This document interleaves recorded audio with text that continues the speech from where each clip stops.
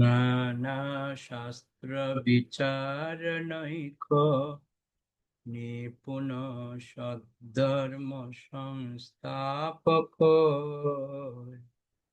লোকানাং হিতকারিণ ত্রিভুবনে মান্যৈ শরণ্যাকর রাধা কৃষ্ণ পদারবিন্দ ভজনা নন্দেন মত্তালিক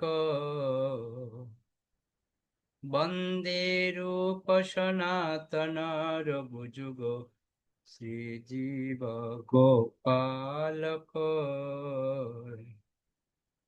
বন্দে রূপ সনাতন রঘুযুগ শ্রীজীব গোপালক।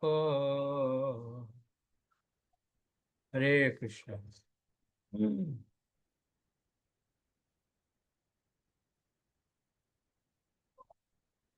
ভক্তি রসমৃত সিন্ধু।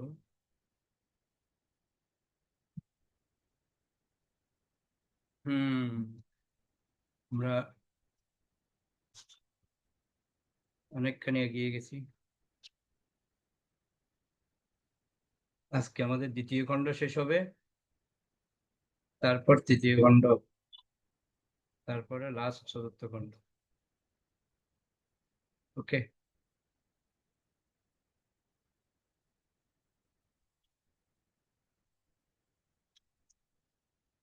যাই হোক, আজকে আমাদের চতুর্থিংশত অধ্যায় ভক্তি রসমৃত সিন্ধু, শ্রীকৃষ্ণের প্রতি মুখ্য ও গৌণ আকর্ষণ, এখান থেকে শুরু হবে। ওকে, প্রথম প্যারাটা, প্রথম প্যারা দীপ্তিময়ী মাতাজি পড়ুন।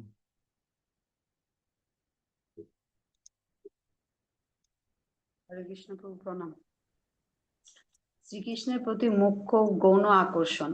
ভগবত ভক্তির দিব্য আনন্দকে দুটি ভাগে ভাগ করা যায়, মুখ্যরতি ও গৌণরতি। মুখ্যরতিকে আবার 5টি দিব্য রসে ভাগ করা হয়েছে এবং গৌণরতিকে 7টি দিব্য রসে ভাগ করা হয়েছে। মুখ্যরতি 5টি বিভাগ হচ্ছে শান্ত, দাস্য, সখ্য, বাৎসল্য ও মাধুর্য।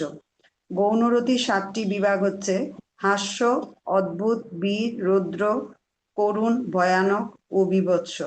সুতরাং ভগবত ভক্তিকে 12টি ভাগে ভাগ করা যায় এবং তাদের বিভিন্ন বর্ণ রয়েছে। সেই বর্ণগুলি হচ্ছে শ্বেত, বহুবর্ণ, অরুণ, রক্ত, সবুজ, ধূসর, পীত, গৌর, ধূম্র, গোলাপি, কৃষ্ণ ও শ্যাম। 12টি ভিন্ন ভিন্ন রস ভগবানের ভিন্ন ভিন্ন অবতারের দ্বারা নিয়ন্ত্রিত হয়, যেমন কপিল, মাধব, উপেন্দ্র, নৃসিংহ, নন্দনন্দন, বলরাম, কুর্ম, কল্কি, রাঘব, ভার্গব, বরাহ ও মৎস্য। পুষ্টি, বিকাশ, বিস্তার, বিক্ষেপ ও বিক্ষোভ, প্রেমের আদান প্রদানে এই 5টি লক্ষণ দেখা যায়।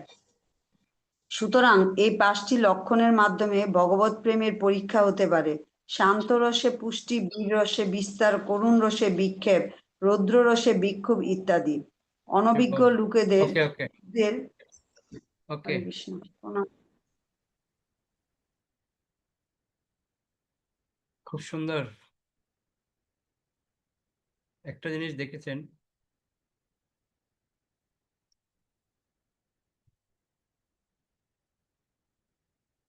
দুটি ভাগে ভাগ করা হয়েছে দিব্যানন্দকে, একটা মুখ্য, একটা গৌণ। তো মুখ্য আমরা 5টি ভাগে জানি, আমরা সবাই এটা আমরা প্রথম থেকে পড়ে আসছি। আমি গতকালকে বলেছিলাম যে শুরুতে যখন প্রস্তাবনা আমরা পড়েছিলাম বইতে, প্রস্তাবনার মধ্যে কিন্তু আমরা শুরু করেছিলাম 12টা রস দিয়ে। 12টা রসের দুভাগে ভাগ করা হয়েছে, একটা মুখ্য, একটা গৌণ। মুখ্যর মধ্যে শান্ত, দাস্য, সখ্য, বাৎসল্য, মাধুর্য। গৌণতে হচ্ছে হাস্য, অদ্ভুত, বীর, রৌদ্র, করুণ, ভয়ানক ও বীভৎস। এই 12টা রস রয়েছে। তো এখানে একটা কথা বলেছে, বিভিন্ন বর্ণ রয়েছে, বিভিন্ন বর্ণের মধ্যে 12টা বর্ণ অর্থাৎ ভিন্ন ভিন্ন রসের মধ্যে ভগবানের অবতার নিয়ন্ত্রিত হয় বলেছে এখানে। তো এটা একটা কাজ করতে পারেন আপনারা বাড়ির মধ্যে। এই যে শ্বেতবর্ণ, বহুবর্ণ, অরুণ বর্ণ, রক্তবর্ণ, সবুজ বর্ণ, ধূসর বর্ণ, পীতবর্ণ, গৌরবর্ণ, ধূম্রবর্ণ, গোলাপী বর্ণ, কৃষ্ণবর্ণ ও শ্যামবর্ণ, এই যে 12টা, এই 12টা বলা হচ্ছে 12টা অবতারের কথা বলা হয়েছে, যে ওদের সাথে এই কালারগুলি মিল আছে। যেমন কপিল, মাধব, উপেন্দ্র, নৃসিংহ, নন্দনন্দন, বলরাম, কুর্ম, কল্কি, ভার্গব, রাঘব, বরাহ ও মৎস্য। ঠিক আছে, এই 12টা অবতার ভগবানের। তো 12টা অবতার আমরা খুঁজে দেখতে পারি।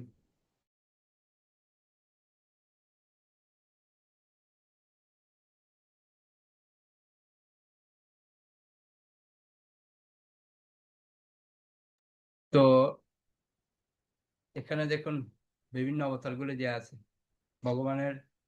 10 অবতার already আছে এখানে। উপেন্দ্র, কপিল, মাধব। তো উপেন্দ্র মানে হচ্ছে বামন অবতার। নৃসিংহ, আমরা জানি নৃসিংহ বলরাম অবতার আছে, কুর্ম আছে, কল্কি আছে। রাঘব মানে হচ্ছে রাম, ভার্গব হচ্ছে পরশুরাম, বরাহ মৎস্য, মাধব, কপিল। তার মানে একটা অবতার আমরা দেখছি না এখানে, সেটা কি? সেটা হচ্ছে বুদ্ধ। বুদ্ধ নেই। বুদ্ধ কি মাধব নাকি? জ্ঞান, মাধব হতে পারে। তো এই 12টা অবতার ভগবানের রয়েছে। তো আপনারা একবার দেখবেন চেক করে কার সাথে কার মিল আছে শরীরে। যেমন নন্দনন্দন, নন্দনন্দন হচ্ছে কৃষ্ণ, কি বর্ণ? শ্যাম বর্ণ। বলরাম কি বর্ণ? সাদা। বলরাম তো সাদা না, শ্বেত। তো এরকম এরকম মিলাতে হবে। কুর্ম, কল্কি, কল্কি তো কালো। কৃষ্ণবর্ণ, আহ, এটা মিলাতে হবে। তো আপনারা মিলাবেন বাড়িতে দেখে দেখে। মিলানোর পর বলবেন আগামীকাল ক্লাসে কে কি পেলেন। ওকে। তো খুব সুন্দর পয়েন্ট রয়েছে এটা। আরেকটা বিষয় এখানে আমাদের, প্রেমের আদান প্রদানের জন্য 5টা লক্ষণের কথা বলেছে। এই 5টা লক্ষণ আমাদের খুব জানা দরকার। 5টা লক্ষণ, এই 5টা লক্ষণ থেকে আমাদের ভগবত প্রেমের পরীক্ষা হবে আমি কিসের মধ্যে আছি। পুষ্টি, বিকাশ, বিস্তার, বিক্ষেপ, বিক্ষোভ। তো এগুলি আমরা যখন আরো সামনের দিকে যাব, শান্ত রস, বীজ রস, করুণ রস, রৌদ্র রস, আমি অলরেডি একটু একটু হিন্টস দিয়েছিলাম। তো এর আরো বিস্তারিত বর্ণনা আমরা পাবো সামনে। ওকে। তো বিশেষ করে এক একটা রসের মধ্যে এক একটা পরীক্ষা আছে। একটা জিনিস নেই, বিকাশ। বিকাশটা আমরা পাইনি এখানে, বিকাশটা দেয়নি। কোন রসের মাধ্যমে বিকাশটা পাওয়া যাবে সেটা এখানে দেয়নি। তো 5টা লক্ষণ দেখা যায় বলছে। পুষ্টি, বিকাশ, বিস্তার, বিক্ষেপ, বিক্ষোভ। এই 5টা লক্ষণ যখন ভগবানের সাথে আমাদের সম্পর্ক তৈরি হবে, এই 5টা লক্ষণ দেখা দেবে। পুষ্টি, বিকাশ, বিস্তার, বিক্ষেপ, বিক্ষোভ। এগুলি আমরা বিস্তারিত সামনে আলোচনা করব। উম, যখন আমরা পরের অধ্যায়গুলিতে যাব, ওখানে বিস্তারিত ব্যাখ্যা রয়েছে। ওকে। এখন আমরা পরের প্যারাতে যাব। পরের প্যারায় আমাদেরকে খুব সুন্দর আহ, রসের ব্যাপারে তুলে ধরেছে। যেগুলো আমরা এতক্ষণ করলাম, এগুলির ভাবগুলি আমরা পাবো। ওকে। পরের প্যারাটা আমাদের একটা পরের একটা প্যারাটা অনভিজ্ঞ লোকের ওই প্যারাটা টিঙ্কু বাবু পর্যন্ত দেখি। টিঙ্কু বাবু বই আছে, শুনতে পাচ্ছেন টিঙ্কু বাবু? খুব আপনার শব্দটা না কেটে কেটে যাচ্ছে খুব। সবার কাছে তাই? না প্রভু, ঠিক আসছে আমাদের। ও আমার কাছে একটু খুব আস্তে আসছে একদম। হ্যাঁ, আস্তে আস্তে খুব। আমার কম্পিউটারটা কাজ করছে না, বয়স হয়েছে তো। ও পড়বো আর হ্যাঁ, কিছু। পুরো।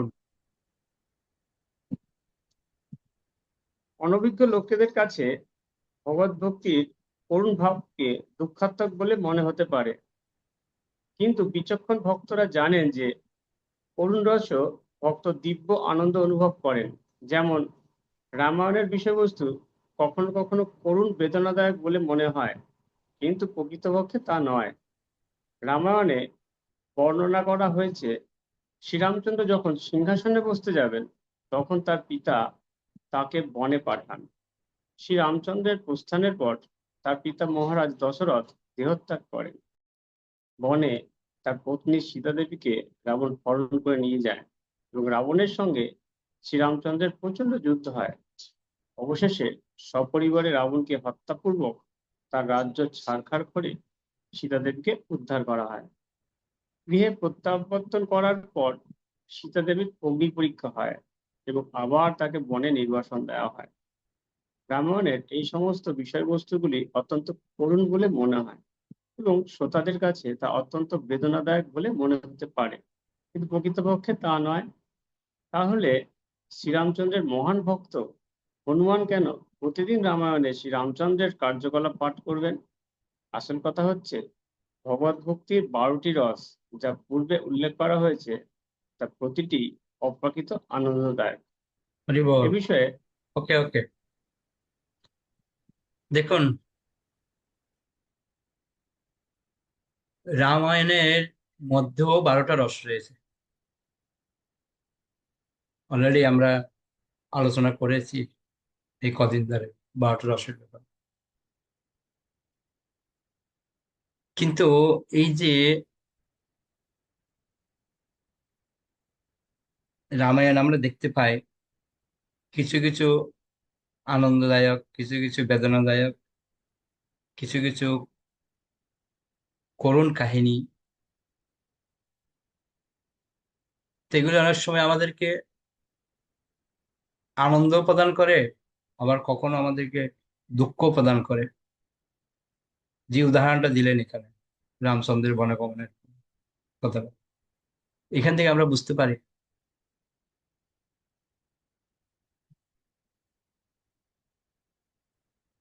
রামায়ণের কাহিনীগুলি বেদনাদায়ক হলেও আমাদের জন্য মঙ্গল। ওই জন্য হনুমান প্রতিদিন এই রামায়ণের যে রামচন্দ্রের কার্যকলাপগুলি পাঠ করছেন। আমি শুনেছি যেখানে রামকথা হয় ওখানে হনুমান থাকবেই, একটা আসন দেওয়া হয়, ওখানে হনুমান বসে। প্রতিদিন হনুমান রামকথা শুনতে আসেন।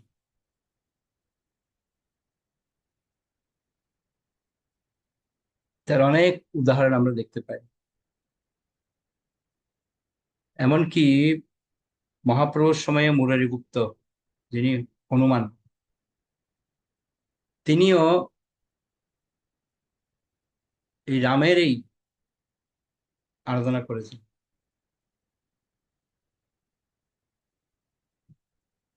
তো এখান থেকে আমরা বুঝতে পারছি রামায়ণের মধ্যেও 12টা রস রয়েছে।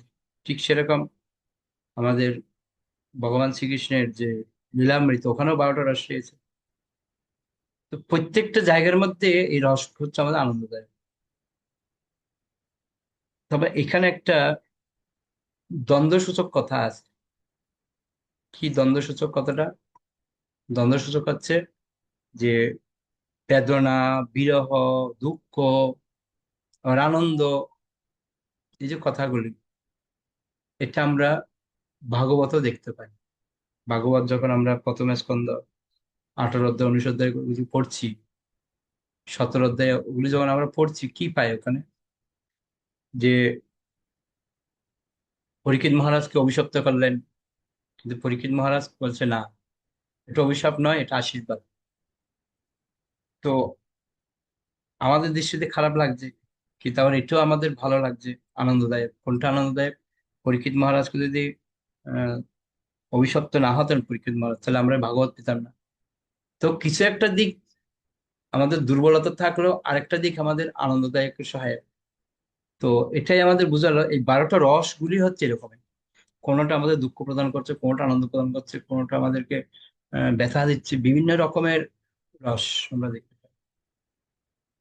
যেমন আহ গোপীরা গোপীরা যখন কৃষ্ণ যখন ছিল মাধুর্য রস আস্বাদন করেছেন, যেই কৃষ্ণ ওখান থেকে মথুরা চলে গেছেন, তখন গোপদের জন্য তো করুণ রস শুরু হয়ে গেছে, তাই না? আবার এদিকে আমরা দেখতে পাই আহ,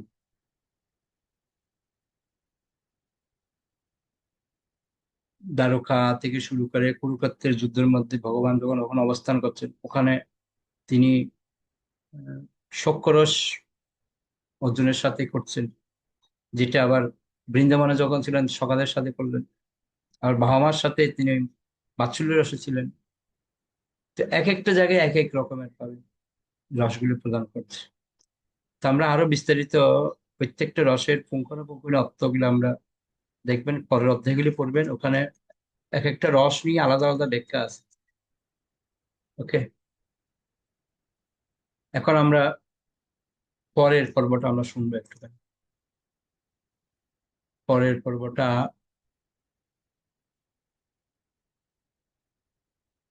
পরের প্যারা পরের প্যারা আমাদের সর্বরূপ মাতাজি পর্যন্ত পরের প্যারাটা।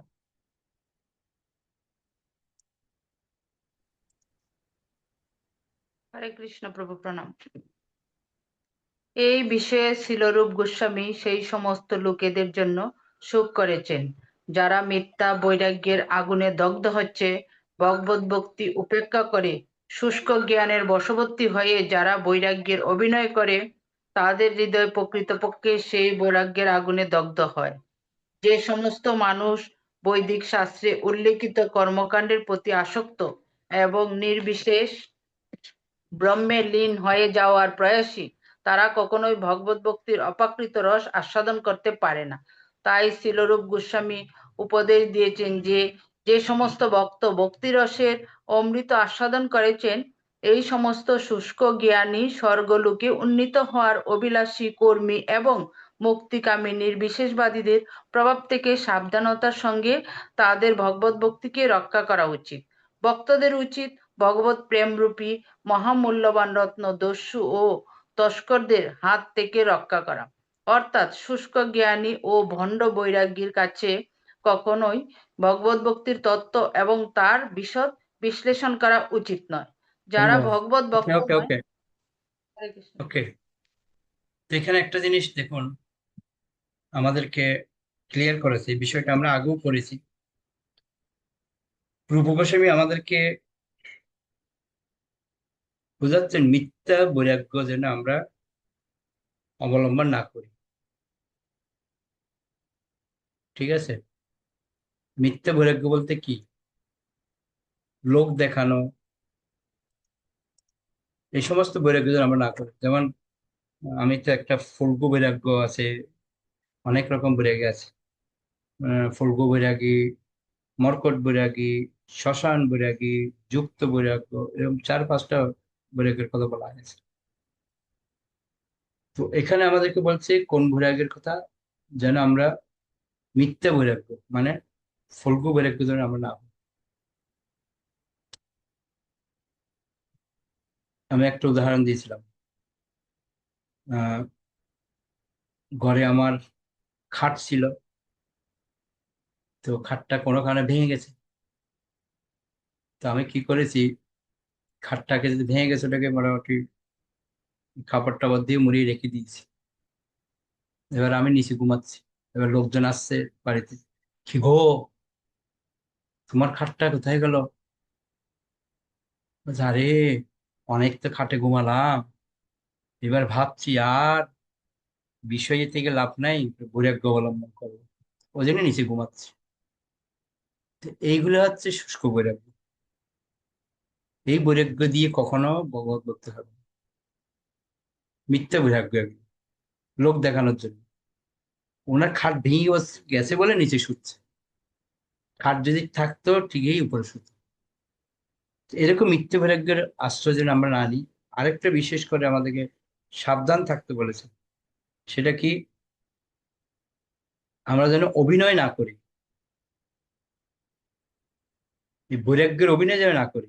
যদি আমরা অভিনয় করি তাহলে একসময় আমরা কি হয়ে যাব, বৈরাগ্যের আগুনে দগ্ধ হয়ে যাব। বিশেষ করে আরো কিছু লোক আছে যারা নির্বিশেষ ব্রহ্মের প্রতি লীন হওয়ার জন্য প্রয়াসী, যারা তারা তারা ডেঞ্জারাস, যারা মুক্তি পেতে চায়, এসব ব্যক্তি থেকে দূরে থাকতে বলেছে মহাপ্রভু আমাদের। আহ, শিখিয়েছেন মায়াবাদী কৃষ্ণ অপরাধী, মায়াবাদী থেকে যত দূরে থাকবো তত ভালো। তো আমাদের ভক্তদেরও উচিত, আমাদেরকে সাবধান করেছে এখানে, যেন আমরা ভগবত ভক্তিকে রক্ষা করতে চাই, তাহলে এই তীর সঙ্গ থেকে আমাদেরকে দূরে থাকতে হবে। না হলে মুশকিল আছে আমাদের, যদি সঙ্গ থেকে আমরা দূরে না থাকি। তো একটা কথা আমাদের ক্লিয়ার করেছে, আমরা যেন সকাম কর্মী, মানে কিছু পাওয়ার জন্য, কিছু লালসার জন্য আমরা যেন মহামূল্যবান যে রত্ন রয়েছে আমাদের প্রেম, প্রেম হচ্ছে আমাদের মহামূল্যবান রত্ন। আমরা লাস্টের দিকে পাবো এই প্রেমের কথা, এটা যেন আমরা না হারাই। এটা আমাদেরকে খুব সাবধান করেছে। ওকে, পরের প্যারা, দুটো প্যারা রয়েছে, এই দুটো প্যারা একসাথে পড়বেন। এখানে আমরা রস কাকে বলে সেটা আমরা বুঝতে পারবো, রসের ব্যাখ্যা দেওয়া আছে এখানে। ঠিক আছে, লাবণ্য শ্রী রাধা মাতাজি পড়ুন তো দেখি। কৃষ্ণ প্রভু প্রণাম। যারা ভগবত ভক্ত নয় তারা কখনোই ভগবত ভক্তির সুফল লাভ করতে পারে না। ভগবত ভক্তির তথ্য তাদের কাছে সর্বদাই দুরূহ। কেবল যে সমস্ত মানুষ পরমেশ্বর ভগবানের চরণে আত্মনিবেদন করেছে তারাই যথাযথ ভক্তি রসের অমৃত আস্বাদন করতে পারেন। কেউ যখন ভাবের স্তর অতিক্রম করে শুদ্ধ সত্যের চরম স্তর অধিষ্ঠিত হন, তখন তার হৃদয়ে সর্বত্র ভাবে জড় জগতের কলুষ থেকে মুক্ত হয়েছে বলে বুঝতে হবে। জীবনের সেই পবিত্র স্তরে জীব এই অমৃত আস্বাদন করতে পারে এবং আনন্দ আস্বাদনের এই ক্ষমতাকে বলা হয় রস। ইতি ভক্তি রসামৃত সিন্ধু গ্রন্থে সাধারণ ভগবত সেবা সম্পর্কে দক্ষিণ বিভাগের ভক্তি বেদান্ত তাৎপর্য সমাপ্ত।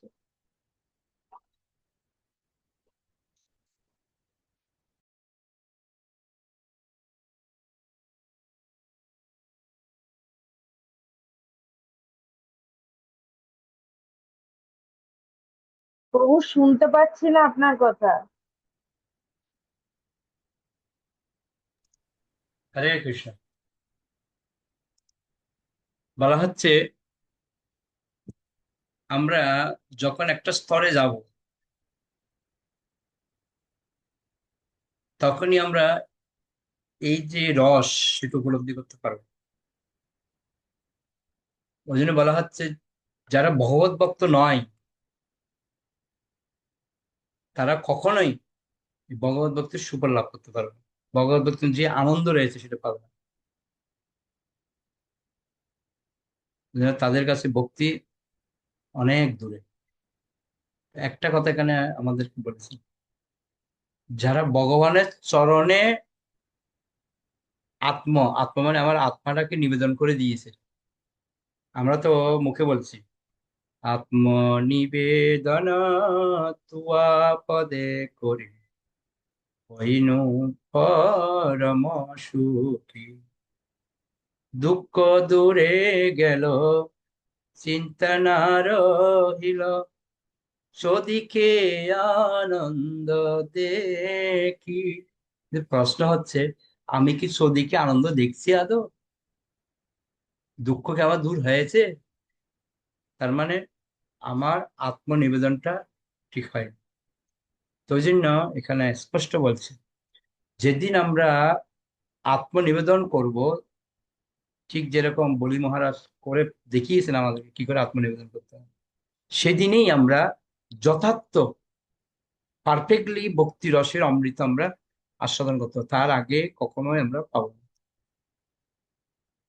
ওই জন্য বলা হচ্ছে গীতায়, মধুর বোতল চাটলে কখনো মধুর স্বাদ পাওয়া যায় না, ওটা কুলে খেতে হয়, তাহলে স্বাদ পাওয়া যায়।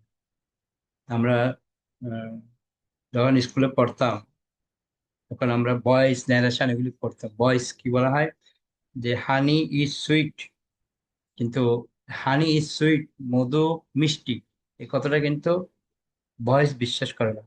বয়েস ন্যারেশনের মধ্যে ওখানে বলা হয় হানি ইজ সুইট, মধু তখন মিষ্টি, হোয়েন ইট ইজ টেস্টেড, যখন ইহার স্বাদ গ্রহণ করা হয় তখন হচ্ছে মধু মিষ্টি। না তার আগ পর্যন্ত মধু মিষ্টি যে আপনি প্রমাণ করবেন কি করে? তো ওই জন্য যখন খাবে তখনও বুঝবে মধু মিষ্টি। তো ঠিক সেরকম আমাদেরও প্রভুপাদ বুঝাচ্ছেন, যেদিন আমরা মধু খাবো সেদিনের স্বাদ পাবো। তো এইখানেও একই কথা বলছেন, এই ভক্তি রসের অমৃত তখনই আমরা আস্বাদন করতে পারবো যখন আমরা সম্পূর্ণরূপে আত্মনিবেদন করি তুয়া পদে। যে ভগবানের চরণে যদি আমরা আত্মনিবেদন করি তাহলেই হবে। ওই এক ভজন আছে না, গাই আমরা খুব ভালো, সর্বস্ব তোমার চরণে সপিয়া, কি বলছি, সর্বস্ব, হ্যাঁ সর্বস্ব মানে কি, যা আছে কার চরণে, তোমার চরণে সঁপে দিলাম। আদৌ কি সর্বস্বকে আমরা সঁপে দিচ্ছি কি? দিচ্ছি না। তার মানে কথার সাথে কাজে করে মিল নেই। তো ওই জন্য আমাদের মধ্যে প্রেমও আসছে না, রসও আমরা উপলব্ধি করতে পারছি না। ওই জন্য এখানে বলছে, কেউ যদি ভাবের স্তর অতিক্রম করে, এই যে আমরা বললাম না এক একটা স্তর, আহ প্রথমে হচ্ছে শ্রদ্ধা, সাধুসঙ্গ, ভজন ক্রিয়া, অনর্থ নিবৃত্তি, এই যে এক একটা স্তর রয়েছে, সবার লাস্টে প্রেম। এই স্তরগুলি যদি আমরা অতিক্রম করি, তারপর আমরা শুদ্ধ সত্যের স্তরে যখন যাব, আমরা কি বললাম, গুণ, সত্য, রজ, তময়, তিনটে গুণ রয়েছে। এই তিনটা গুণের ঊর্ধ্বে হচ্ছে শুদ্ধ সত্য। যেদিন আমরা শুদ্ধ স্তরে অধিষ্ঠিত হতে পারবো, সেদিনেই আমাদের হৃদয়ের কলুষ দূর হবে, অর্থাৎ আমরা মুক্ত হতে পারবো। সেদিনেই আমরা পবিত্র হয়ে যাব, আর সেদিনই আমরা অমৃত আস্বাদন করতে পারবো। আর যেদিন আমরা অমৃত আস্বাদনের স্বাদ পাবো, সেদিনই আমরা রস কাকে বলে সেটা বুঝতে পারবো। তার আগ পর্যন্ত আমরা রস পাবো না। ঠিক আছে, এটা আখির রস নয় যে চুলে খেয়ে নিলাম, চাপালাম, রস বেরোবে, ওই রস নয়। এটা হচ্ছে অপাকৃত আনন্দের রস, প্রেমের রস। ওকে, তো আশা করি আপনারা বুঝতে পেরেছেন। আমরা মোটামুটি তৃতীয় দ্বিতীয় খণ্ড শেষ করেছি, তৃতীয় খণ্ড যাব। আগামীকাল আমরা তৃতীয় খণ্ড পড়ব, পঞ্চত্রিংশতম অধ্যায়। তো তৃতীয় খণ্ড শেষ করলেই তারপর চতুর্থ খণ্ড। এর যে সহায়ক বই রয়েছে, এই সহায়ক বই আপনারা সংগ্রহ করে নেবেন। সেটা হচ্ছে মাধুর্য কাদম্বিনী। ওটা পড়লে তাহলে কিছুটা উপলব্ধি হবে। আর বৈষ্ণবকে বইটা আমি চেয়েছিলাম খুব শীঘ্রই শুরু করব। ওকে, আমাদের আকি মাতাজি।